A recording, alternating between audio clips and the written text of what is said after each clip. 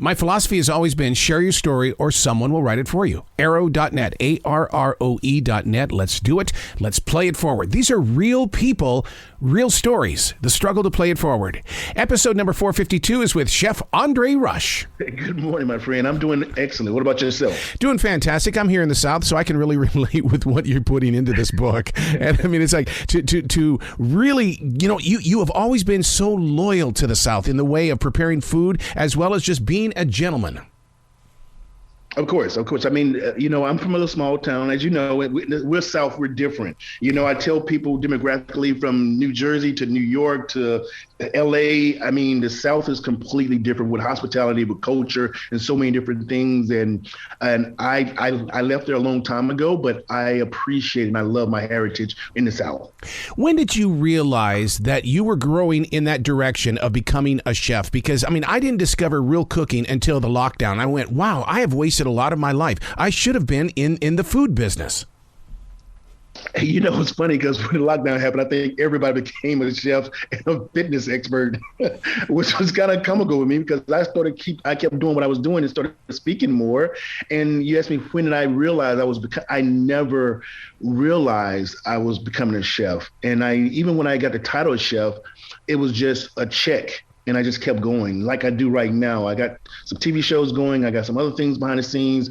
I got my food company with healthy foods, chow. And I just check and I just keep going because there's, at the top of one mountain is also the bottom of another. You bet. You're absolutely right about that. Creativity is that one thing that we keep tapping into. And if we find faith in creativity, then we answer the call. And then because it's always about sharing with other people.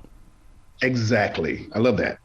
For you to now, I'm a third degree black belt, and I gotta tell you, when I read that you did 2,222 push-ups a day, it's like, okay, I know that we had to do 1,000 push-ups to get our first degree. What gives here? What's your gain here with 2,222? How did you do it? It's funny because I'm in that world also, black belts. From Billy Blanks to all the chai masters that were here in LA with me. It was just, you don't even think about it. I mean, it's about endurance. I'm an endurance trainer. So for me, it came early. I actually started in the military, but when like I said, I have PTSD and I was in an inpatient and doing those 15-minute breaks, I used to have all the guys come out.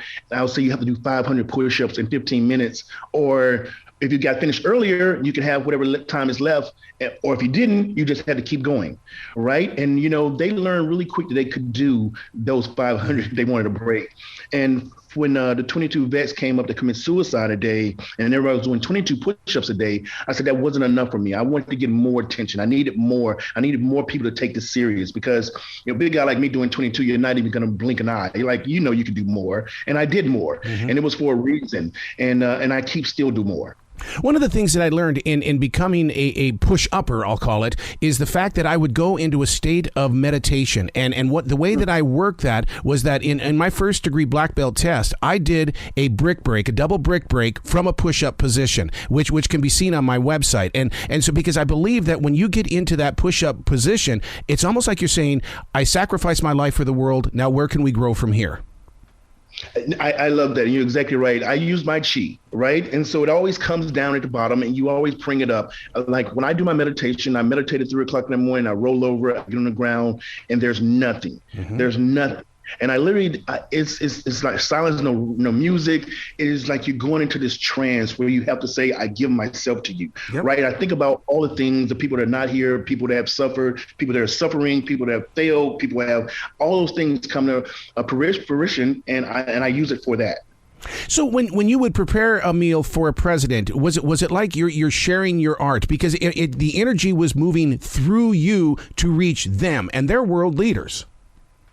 Yes. It's always food is so many different things and what it is. When people taste the food, I taste the heritage, I taste the love, and I want you to feel that each and every time because food's just that medication, holistic, family, friends, loving, caring, sharing, all those different things that food are that we kind of take advantage of and just forget that it's not just for consumption, right. It's for nutrition. See, that's the way I build my day. It's like this. I always tell my wife, it's not a breakfast, it's a breakfast. We don't have to overdo it in the morning. It's true. Very true.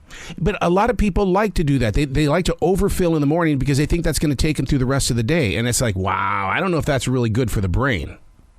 No, it's not. I'm a big guy. I eat a lot, and I eat a lot, but I'm also an endurance trainer. So that's how I can be able to keep this up every day. But you have to put it in for that intake and that outtake, right? And people get it kind of confused a lot, especially this day and age, because everybody in this so-called fitness phase with listening to each and every person and trying to do each and everything and taking each and every supplement or vitamin that they think is out there instead of just listening to their body first. Mm-hmm. Do you think that people don't understand the true definition of what perseverance is? It's almost like they reach a goal and they said, okay, I'm done. I'm going to go try something new. No, they don't. They absolutely don't. And I agree with that 100%. And they have to realize that, okay, I'm done is not being done.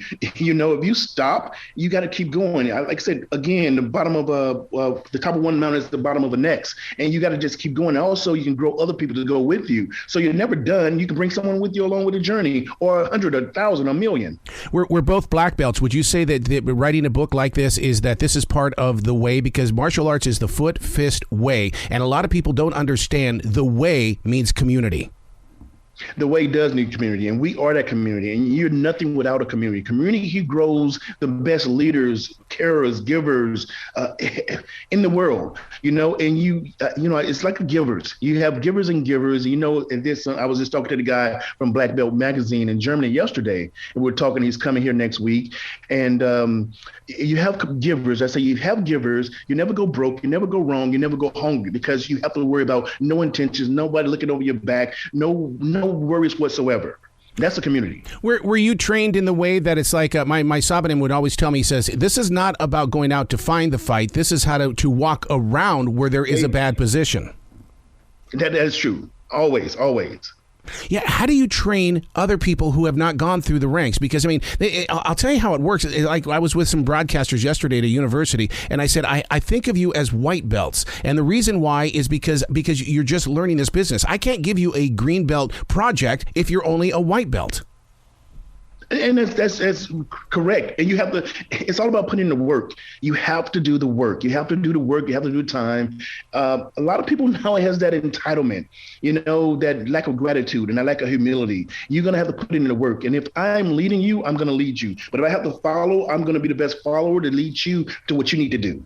Living in the presence of now, is that a tough thing for you to do? Living in the presence of now is tough, but it's a necessary toughness, right? And you have to live in that presence now, because the past is the past. And so the reason why it's the past, I remember the past, I take from the past, and I use the past as an ally and a gateway to my present and my future. Yeah. So like when you're an endurance coach, how is it that you can get into the mindset of basically a traveler? You know they're seeking, but if they don't find themselves in that place of growth, they're just going to be a bump on a log. But how do you get them to reach beyond it? I show them. Oh, it's very simple. I show them. Everybody has just, they can look as far as their hand can go, right? They move your hand out of the way and look further. It's just that simple. They like, I can't see it. Move your doggone hand and look. That's so true. That's so true. So when you write a book, Call Me Chef Dammit, what I've always believed, because I'm a writer as well, is that when you free up that space, if you don't plant new seeds in that area that you just freed up, you're going to shrink. What have you done differently now that you have freed these words from your mind, body, and soul? I started over.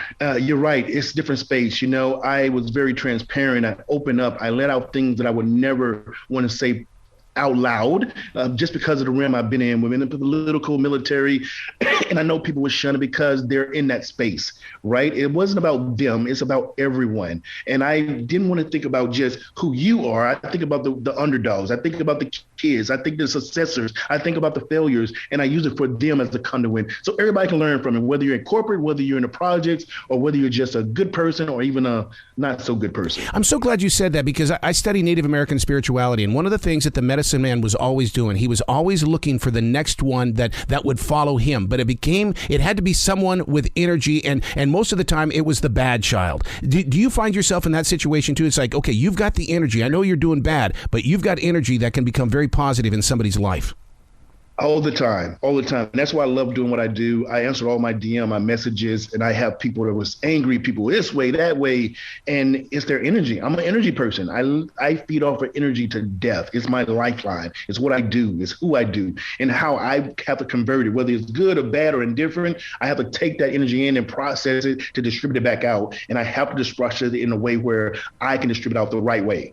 So as an endurance coach, how do you look at the clock? Because, I mean, a lot of people are challenged by the clock. I always look at it as being there are 14 songs in 1 hour. We're only on song number 7. And so I don't look at the hands of the clock. I listen to the music. I listen to my heartbeat. Yes. Yeah, you're exactly right about that. People that worried about that clock all the time, and they're looking at it, and when they look at that, they automatically, their brain just, it's like those numbers. When I train people and they get to number 12 and I say, no, we're doing 100. When they get to 12, all of a sudden they're going great. And then all of a sudden they just stop because they're thinking about that number. I said, be quiet, shut up. Don't think about it. And believe me, it works. It works. Oh my God. I'll never forget my first sensei in combat karate. And he wanted, when I was doing push-ups, I wouldn't count. I would do the alphabet. And oh my God, that upset him badly. I was like, well, no, I'm still counting. I'm just using the alphabet. I love that. Oh man! So are you podcasting? What else are you doing? Because you're too creative to sit there and just let this be a book. Oh my God! No, I just did my food line, Chow. That's out now, fresh, blah, blah, blah, over 48 states. I'm doing a knife I have that I'm getting out from Japan that you would love. I'm doing a lot of TV shows now, which with Gordon Ramsay and Disney. God. Other people, and I'm still speaking all over the country and just spreading energy, just giving back. Don't you feel like that you are being used as a tool in the way that, we can change the future if we become the group of, because I'm always afraid of this generation. I don't want this generation to be the one that broke it.